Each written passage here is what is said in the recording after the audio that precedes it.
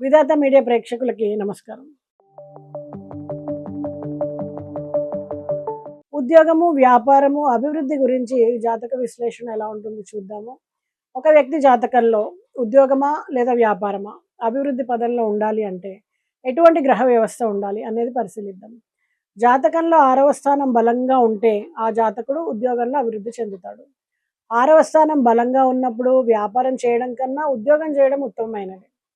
6వ స్థానము 10వ స్థానానికి సంబంధం ఏర్పడిన 6వ స్థానంలో శుభగ్రహాలున్నా 6వ స్థానాధిపతి బలంగా ఉన్న ఈ జాతకుడు నిరంతరం ఎప్పుడు కూడా ఉద్యోగమే చేస్తారు.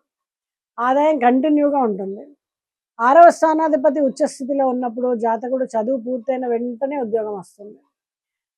ప్రమోషన్లు కూడా వెంటనే రావడం, మంచి అత్యధిక ఆదాయంతో స్థిరపడడం జరుగుతుంది. 6వ స్థానాధిపతి మనకేంటంటే ఇంకా వేరే సమస్యలు ఇచ్చినప్పటికీ ఉద్యోగంలో మార్పు మాత్రం ఉన్నత స్థితిని తీసుకెళ్తుంది. అదేవిధంగా 2వ స్థానాధిపతి 10వ స్థానాధిపతికి సంబంధం ఉంటే అదే విధంగా ఏర్పడ్డప్పుడు ఉద్యోగంలో పదోన్నతి లభిస్తుంది. ఎప్పటికప్పుడు వాళ్ళ స్కిల్స్ని మెరుగుపరుచుకుంటూ పెంచుకుంటూ ఆఫీస్లో ఒక కింగ్ లాగా ఎదుగుతారు. ఉదాహరణకు ఒక మేషలగ్న జాతకుడు 6వ స్థానంలో పౌర్ణమి చంద్రుడు ఉండి దానికి 7వ స్థానంలో కనుక బుధుడు రవి ఉన్నప్పుడు బుధుడు నీచ పొందినప్పటికీ నీచభంగం జరుగుతుంది.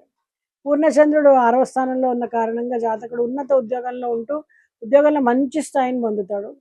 ఇంకో ఉదాహరణ చూస్తే కర్కాటక లగ్నం ద్వితీయాధిపతి రవి భగవానుడు 10వ స్థానంలో ఉచ్చ పొందినప్పుడు ఆ జాతకుడు మల్టీనేషనల్ కంపెనీలో మంచి ఉద్యోగంలో ఉండడం జరుగుతుంది.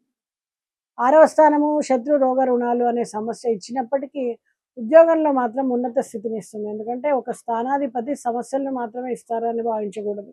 కొన్ని సూక్ష్మ విషయాలు పరిశీలించినప్పుడు ఆ గ్రహం చేసే మంచి పనులు కూడా బయటపడతాయి. 10 స్థానాలకు ఏంటంటే ఈ 10 స్థానాలకు ఒక కంపెనీలో ఎక్కువ సంవత్సరాల పాటు పనిచేస్తూ అభివృద్ధి పదంలో ఉంటారు వాళ్ళు. ఉద్యోగం మారితే వెంటనే మరొక ఉద్యోగం లభిస్తుంది. వీళ్ళకి ఆదాయంలో ఎటువంటి ఆటంకాలు ఉండవు. నిరంతర ఆదాయం లభిస్తూ ఉంటుంది. జాతకంలో రవి కానీ కుజుడు కానీ 10వ స్థానంలో ఉన్నప్పుడు మీ జాతకంలో కుజుడు కానీ రవితో కానీ శుక్ర గ్రహాలు కలిసి ఉన్నప్పుడు ఆ ఉద్యోగంలో మంచి స్థితి ఉంటుంది. వాళ్ళకి ఆదాయం ఉంటుంది. 6వ స్థానం బలంగా ఉన్నప్పుడు ఆ వ్యక్తి వ్యాపారం చేయకూడదు. ఉద్యోగం చేయడము తప్పకుండా చేయాలి. వ్యాపారంలో ఉన్నా కూడా నష్టపోతారు.